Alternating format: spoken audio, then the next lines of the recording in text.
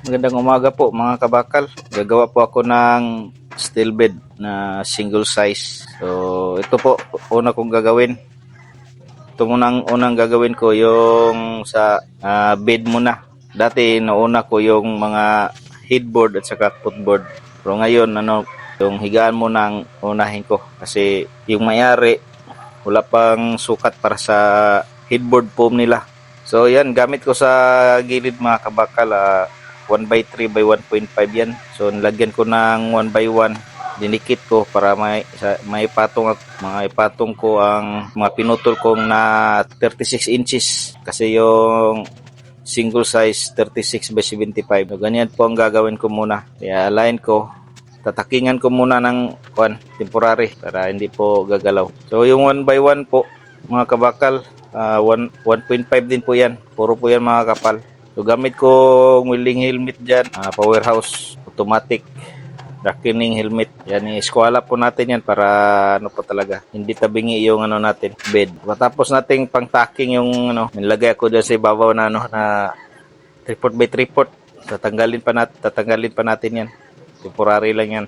Yan sa lalim, lalagay din tayo ng brace. So pagkatapos yan mga kabakal yan, umpisa na tayo maglagay ng 1x1 na may putol na 36 inches. So inauna ko yung dulo to dulo, tapos kukunin ko yung sukat para ma-divide ko ng tama.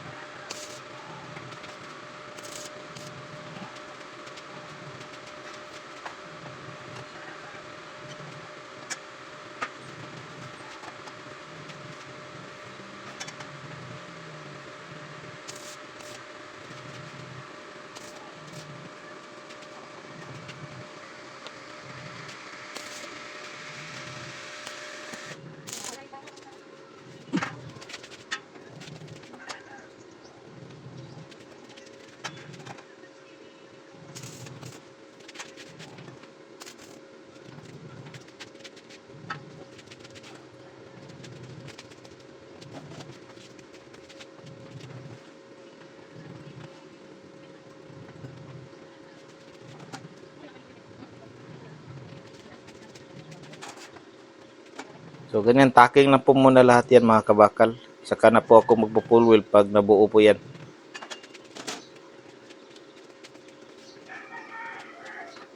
Ganyan lang po ako gumagawa ng steel bed.